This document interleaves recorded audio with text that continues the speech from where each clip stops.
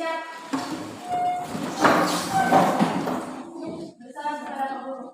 Selamat siang, Pak. Sebelum kita mulai pelajaran kita hari ini, ya, kita mulai dengan doa. Biarlah pelajaran kita hari ini dapat bermanfaat untuk kita semua dan terlebih berkah hidup bisa dipelajari sekali. Siapa yang mau pimpin doa hari ini? Ya, langsung sekali.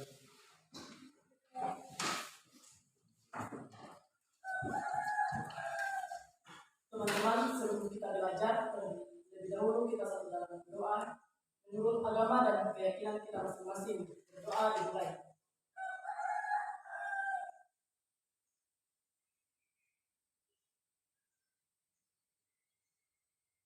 Berdoa selesai.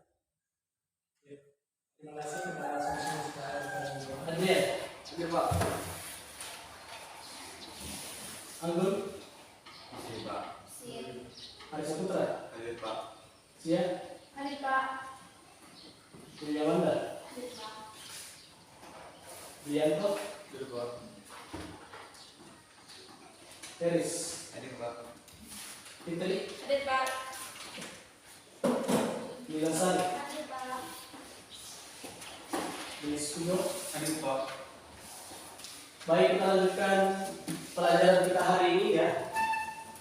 Dan kita sudah masuk di elastisitas harga atau elastisitas permintaan dan elastisitas penawaran. Oke. Adapun kalimat pelajaran kita hari ini yaitu 3.4 mendeskripsikan terbentuknya keseimbangan pasar dan struktur pasar. Kemudian untuk kadar keterampilannya itu menyajikan hasil pengamatan tentang perubahan harga dan kuantitas keseimbangan di pasar. Jadi inilah kadar yang kita pelajari hari ini. Selanjutnya tujuan pembelajaran kita ya dengan menggunakan model problem based learning dengan metode diskusi dan presentasi, kita diharapkan mampu mendeskripsikan pengertian elastisitas permintaan dan penawaran dengan benar. Setelah kita belajar ini, kita diharapkan mampu mendeskripsikan pengertian elastisitas permintaan dan elastisitas penawaran. Tujuan pembelajaran yang kedua adalah kita diharapkan mampu menganalisis jenis-jenis elastisitas permintaan dan elastisitas penawaran. Itulah tujuan pembelajaran yang kita capai pada pertemuan hari ini. Selanjutnya, kenapa kita penting untuk belajar elastisitas penawaran, elastisitas permintaan dan penawaran? Karena ini tentu akan berhubungan dengan kehidupan kita sehari-hari. Ya. Jadi setelah kita belajar ini kita akan tahu ternyata barang ini ternyata adalah contoh barang elastisitas ini atau apakah dia kategori elastis dan sebagainya. Ya. Jadi itulah pentingnya kenapa kita belajar tentang elastisitas penawaran dan elastisitas permintaan. Nah, siapa yang masih ingat materi kita pada minggu yang lalu? Siapa yang masih ingat? Apa itu pengertian permintaan atau apa pengertian harga keseimbangan? Ya, silakan. Harga keseimbangan adalah harga yang terjadi karena adanya kesepakatan antara pembeli dan penjual. Iya. Jadi ternyata kita masih ingat materi kita minggu yang lalu yaitu harga keseimbangan itu adalah harga yang disepakati antara penjual dan pembeli. Ya. Nah sekarang saya akan coba putarkan video. Silakan disimak baik-baik. Assalamualaikum warahmatullahi wabarakatuh. Selamat datang di ruang belajar. Pada kesempatan kali ini kita akan belajar bersama tentang konsep elastisitas permintaan dan elastisitas penawaran. Pertama, kita akan membahas terlebih dahulu tentang konsep elastisitas permintaan. Apa sih elastisitas permintaan itu? Elastisitas permintaan memiliki makna bahwa perubahan harga yang memberikan pengaruh terhadap perubahan jumlah permintaan. Permintaan dikatakan elastis apabila perubahan harga yang sedikit saja menyebabkan jumlah perubahan permintaan yang sangat besar. Namun sebaliknya, permintaan dikatakan tidak elastis apabila perubahan harga terjadi, namun jumlah permintaan relatif tetap. Ada 4 faktor yang mempengaruhi elastisitas permintaan. Pertama adalah barang substitusi. Barang substitusi artinya barang pengganti. Semakin banyak barang pengganti, maka semakin kecil elastisitasnya. Semakin sedikit barang pengganti, maka semakin besar elastisitasnya. Faktor kedua adalah jumlah pendapatan. Orang yang memiliki pendapatan besar, perubahan harga tidak memberikan pengaruh terhadap jumlah permintaannya. Artinya, semakin besar pendapatan, semakin kecil elastisitas. Namun bagi orang yang kedua, barang elastis uniter atau ED sama dengan 1. Apa artinya? Yakni ketika jumlah permintaan turun 50, menunjukkan bahwa harga naik 50. Perbandingan antara perubahan harga dan perubahan permintaan sama persis. Yang ketiga, setelah kita menonton video tadi, apa yang paling simak dari video tadi? Anda bisa? Kira-kira apa yang Anda simak tadi setelah menonton video tadi? Ada tidak yang bisa kalian pahami setelah menonton video tadi? Kira-kira apa? Ada apa? Yang lain kalau saya bisa Anda sampaikan. Silakan. Elastisitas permintaan adalah suatu perubahan barang yang diminta apabila harganya naik. Iya, ya. Di video tadi menjelaskan bahwa ternyata elastisitas permintaan itu adalah perubahan jumlah barang ketika adanya perubahan harga. Ya, jadi itulah yang dimaksud dengan elastisitas permintaan. Elastisitas permintaan itu adalah ketika adanya perubahan harga, kira-kira berapa jumlah barang yang akan berubah. Itu yang dimaksud dengan elastisitas permintaan. Selain Fitri, ada lagi tidak? Anda bisa tidak apa yang disimak dalam menonton video tadi? Bisa Pak. Apa? Elastisitas permintaan adalah pengaruh perubahan harga terhadap perubahan jumlah barang yang diminta. Ya. Jadi sama yang disampaikan sama Fitri ya, adanya perubahan harga ketika ada jumlah barang yang adanya perubahan jumlah barang ketika ada jumlah barang perubahan harga. Nah, setelah kita menyimak video tadi, ada yang mau ditanyakan? Ya, Pak. Oke, silakan Mas. Dari video tadi Pak ada 5 jenis elastisitas. Jadi apa saja itu barangnya? Oke.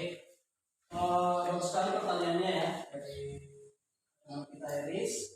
Kira-kira setelah menonton video tadi ternyata ada 5 jenis elastisitas. Nah, kira-kira apa contoh barangnya? Untuk menjawab pertanyaan dari Iris, nanti kita akan diskusikan dalam diskusi kelompok nanti. Dari pertanyaan Iris kita akan mengetahui ternyata ada contoh-contoh baru dari sekian elastis. Nah, untuk kami memahami materi ini, ya, saya akan jelaskan sedikit dalam video ini.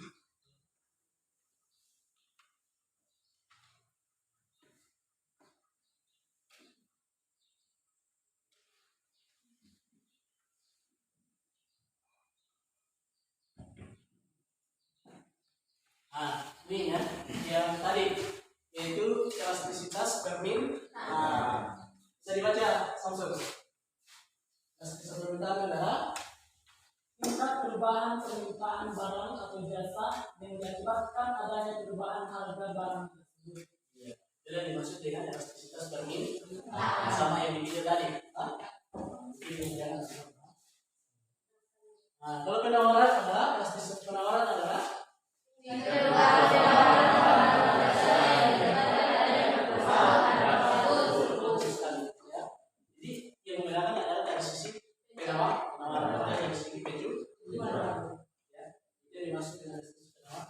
sekarang kita akan masuk dalam contoh soal bagaimana caranya menentukan atau menentukan elastisitas penawaran atau elastisitas permintaan.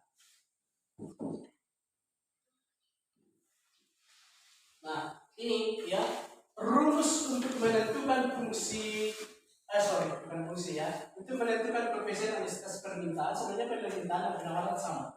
Rumusnya adalah dibaca apa ini? Delta. Delta Q per delta P kali P delta Q. Jadi inilah rumusnya, ya. Rumus untuk menentukan rumus untuk menentukan koefisien elastisitas permintaan. Nah, di mana kalau ide itu adalah koefisien elastisitas permintaan, kemudian delta P itu adalah perubahan harga. Kalau delta Q jumlah barang, kemudian kita adalah jumlah barang awal, kemudian P itu adalah harga awal. Cara untuk menentukan delta itu adalah P1 di P2 dikurang P1, P2 dikurang P1. Ya. Jadi bisa dipahami ya rumus untuk mencari elastisitas permintaan dan penawaran. Nah, sekarang ini contoh soalnya. Coba dibacakan di sini. Bentar ya. Saat penawaran tanah dari 15.000 menjadi 20.000 dan jumlah barang yang diminta menjadi 2.000, dua menjadi 1.002. Jenis elastisitas permintaan adalah. Ini pertanyaannya. Ya. Cara untuk menentukan. Jadi dari soal ini bisa kita lihat bahwa berapa satunya? 15. Kalau P2-nya 20.000. Kalau I1-nya berapa? 2.000. Dan 2.000 dan I2-nya sama dengan 1.000. Jadi dari soal ini bisa kita tahu. Nah, untuk mencari deltanya, delta Q ataupun delta P, ya, dari sini dari soal tadi, ya. Berarti P2 dikurang P1 hasilnya adalah 5.000. Ya. Ini sebenarnya terbalik ini. Jadi di atas P2 ini delta P-nya adalah sebesar 5.000. Di sini ya. Ini. Kemudian delta Q-nya adalah min 1.000. P-nya 15.000, I-nya 2.000. Kalau sudah seperti ini tinggal min 1.000 dikali 15.000 hasilnya adalah min 15 juta. Ini nolnya dasar dihapus 6, bawah juga 6 dihapus, hasilnya adalah min 15 dibagi 1, hasilnya adalah 1,5. Min 1,5. Min yang kita hapus menjadi positif 1,5. Ini kategori masuk dalam elastis karena lebih dari 1. Jadi cara untuk menentukan fungsi, cara untuk mencari elastisitas kurang lebih seperti ini caranya. Bisa dipaham? Untuk lebih mengetahui sekarang kita akan kerja kelompok ya. Silakan berkumpul di kelompoknya masing-masing. Sesuai dengan kelompok pada dunia lalu saja. Silakan gabung.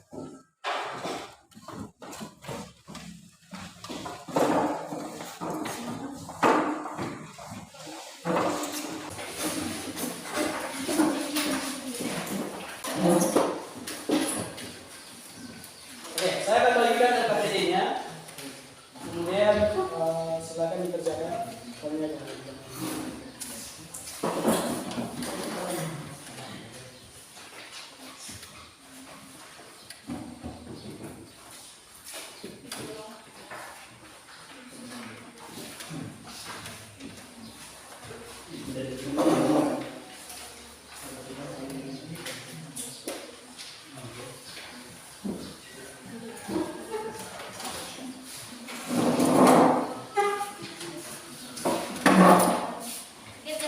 Ya, selamat kerjaan ya. Didiskusikan ya, dibaca baik-baik KPD-nya, kemudian dikerjakan secara bersama dengan masing-masing. Ya, pertanyaannya adalah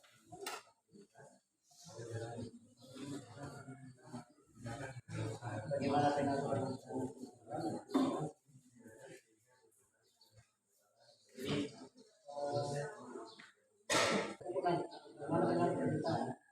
apakah dia permintaannya kurang maksudnya. Pengaruh masyarakat tetap menjadi ya kurang berdasarkan apa masyarakat cuy warga tetap tadi sama dengan orang itu kita sekalian dari sisi penjual. Gimana yang belum beres?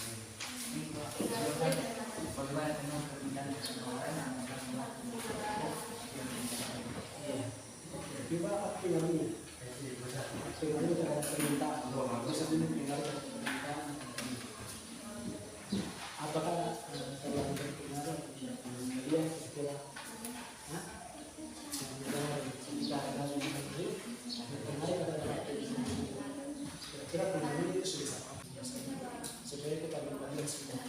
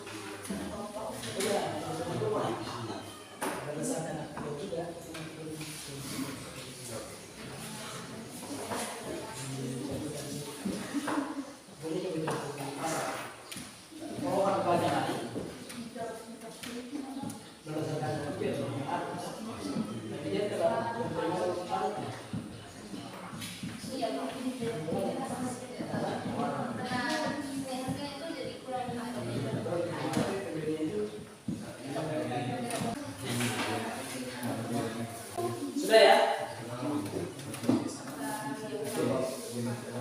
Oke, kalau sudah selesai ya, sekarang saatnya kita presentasi ya atas hasil diskusi kita ya. Setelah kita menyelesaikan masalah yang ada di KPD, kita akan berdiskusi ya secara berkelompok ya. Seperti biasa dalam diskusi ya, menyampaikan semua materi, kemudian ada sesi tanya jawab. Silakan dulu membuka. Oke. Sekarang dari kemarin kita mulai dari kelompok 3 kemarin ya. Sekarang kita mulai dari kelompok 4. Silakan kelompok 4 untuk menyampaikan hasil diskusinya di depan.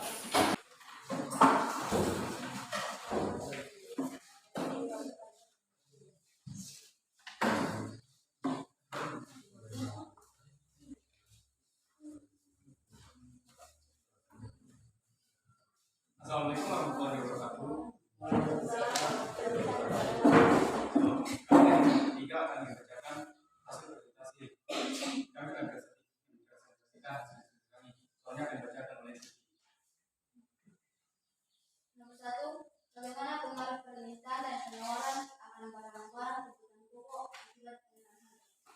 Jawaban: kebijakan harga bahan pokok meningkatkan daya beli masyarakat sehingga berpengaruh terhadap pendapatan dan pedagang pokok. Nomor 2, lakukanlah analisis barang-barang kebutuhan pokok yang terjual di pasar tradisional termasuk jenis apa. Contohnya, kami mengambil beras. Contoh tersebut termasuk dalam jenis inelastis. Beras sangat dibutuhkan oleh masyarakat Indonesia sebagai bahan pangan utama. Meskipun harga naik, orang akan tetap membelinya. Meskipun dapat dihemat penggunaan produknya, akan tetapi cenderung tidak akan sebesar kenaikan harga yang dijual. Nah, itulah hasil diskusi kami. Jadi berikan kesempatan kepada teman-teman untuk bertanya. Silakan keluar kelompok yang bertanya.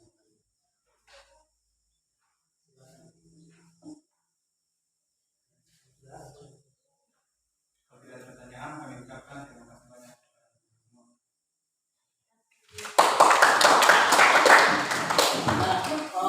Sekarang selanjutnya kelompok berikutnya.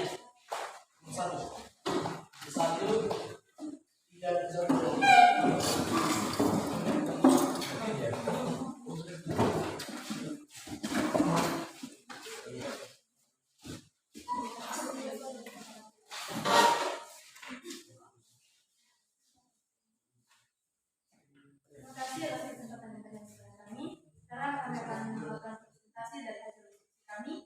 Dan jawaban pertama akan dijawab oleh pencipta nilai dan jawaban kedua akan dijawab oleh pencipta. Soal 1. Bagaimana pengaruh permintaan dan penawaran akan barang-barang kebutuhan pokok hasil permintaan harga? Jawaban, pengaruhnya terhadap permintaan adalah menurunnya daya beli masyarakat terhadap barang yang ditawarkan. Pengaruh terhadap penawaran adalah memberi keuntungan kepada para pedagang dan meningkatkan stok barang yang ditawarkan. Nomor 2, lakukanlah analisis barang-barang kebutuhan pokok yang terjadi di pasar tradisional, termasuk jenis elastis apa. Jawaban kami bersifat elastis karena pembeli akan lebih mudah menemukan barang tertentu.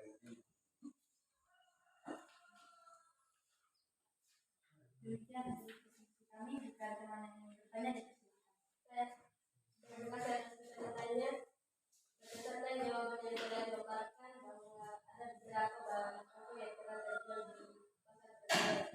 Bisa disebutkan barang-barang apa tersebut? Terima kasih atas pertanyaannya. Berikan kesempatan kepada kami.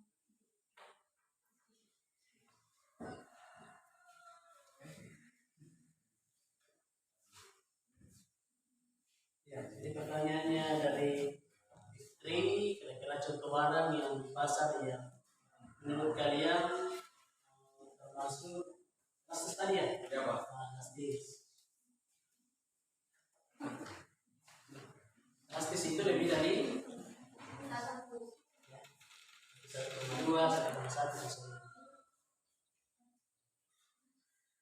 Oke, akan dijawab oleh pencipta.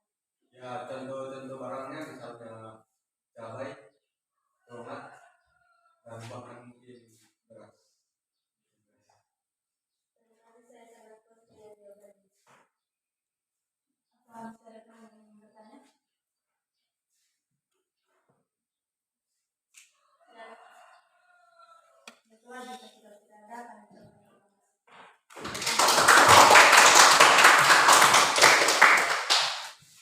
Saya sangat mengapresiasi hasil diskusi kita hari ini, ya. Hasil diskusinya semuanya bagus dan kita sudah mampu menganalisis, ya, terkait dengan jenis-jenis elastis. Nah,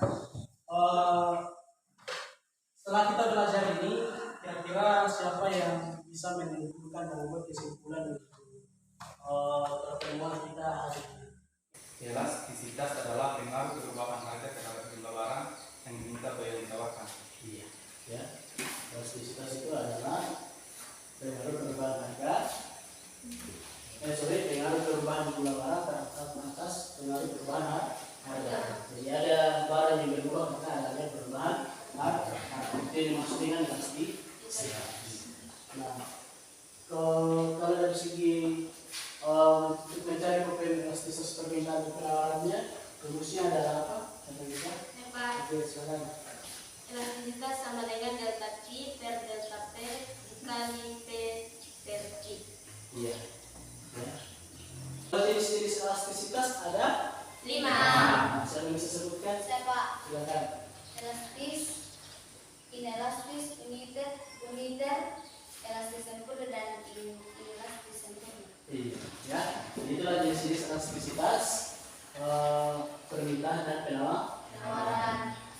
Saya kira jelas ya. Tujuan pembelajaran kita hari ini kita sudah bisa memahami, ya, bagaimana mendeskripsikan pengertian elastisitas permintaan dan penawaran, juga bagaimana kita menganalisis jenis-jenis elastis. Seperti kita pahami tadi bahwa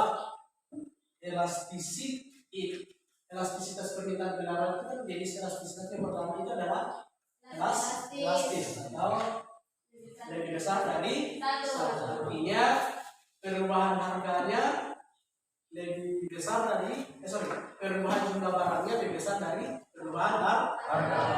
Nah, mungkin kalau kita lihat dari sisi contoh barangnya, mungkin yang termasuk barang elastis itu mungkin lebih habis, ya, tapi lebih cenderung kepada kebutuhan akan barang mewah. Coba kita perhatikan dengan cara dulu. Mungkin kita yang di sini mungkin tidak pernah lihat emas. Tapi biasanya kalau orang-orang di kota itu ketika sedikit saja perubahan harga emas itu pasti orang-orang itu langsung beli. Jadi ibarat misalnya mungkin kalau cowok ya baru kasih kode sedikit teleponnya langsung wah ya, terlihat mungkin masih kasih kode yang ceweknya langsung kegiatan yang tahu.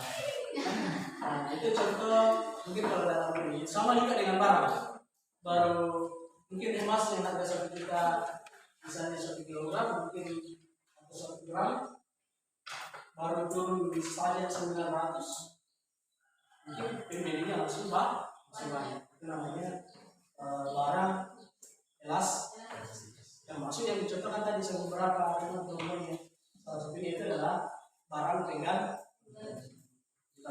bisa. Kalau harga kopi naik, misalnya kopi ABC naik, ya bisa tadi ada orang resiko dan sebagainya. Itu namanya barang pengganti. Nah, yang selanjutnya ada namanya inelastis. Contoh barangnya mungkin secara umum tadi kebutuhan pokok. Karena mau harganya naik namanya kebutuhan pokok pasti berubah. Yang ketiga adalah ini bersama dengan saham. Contoh barangnya mungkin ini juga bisa dinamis itu elektronik ya. Yang terakhir adalah inelastis tentu. Apa itu inelastis sempurna? Sama dengan terhingga ya, elastis sempurna. Elastis sempurna itu terhingga. Artinya berapapun jumlah harga barangnya naik, berapapun harga barangnya jumlah barang itu tidak menurun. Sama dengan inelastis. Inelastis sama dengan bisa dipaham ya? Bisa Pak. Jadi itu definisinya dalam kehidupan kita. Kalau kita sudah mengerti dari pelajaran kita hari ini, saya akan kasih tugas mendidik dikerjakannya. Yang masih melihat Anda, silakan dikerjakan untuk bisa saya jadikan ukuran bahwa bagaimana kita sudah mengetahui.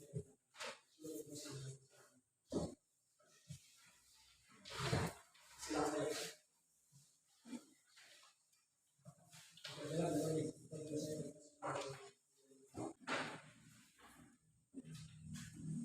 Ya, silakan dikerjakan secara mandiri ya. Ini sudah tugas mandiri. Tulis namanya, kelasnya ya.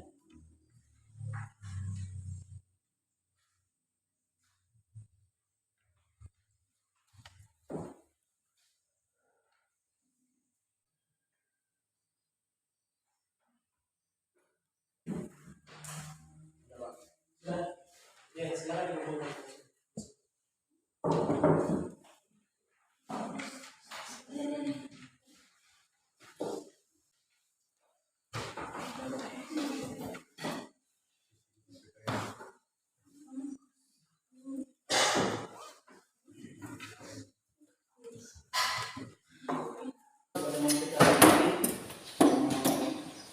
Sudah cukup ya. Yang saya sampaikan bahwa begitu pertemuan selanjutnya kita akan bisa melanjutkan materi terkait dengan harga keseimbangan di pasar, yaitu terkait dengan pasar. Jadi pertemuan selanjutnya kita sudah belajar tentang pasar. Saya kira cukup untuk pertemuan kita hari ini dan kita akhiri dengan doa biar pertemuan kita hari ini bermanfaat bagi kita semua. Dan untuk dua kali ini kita dipimpin doa oleh Bila.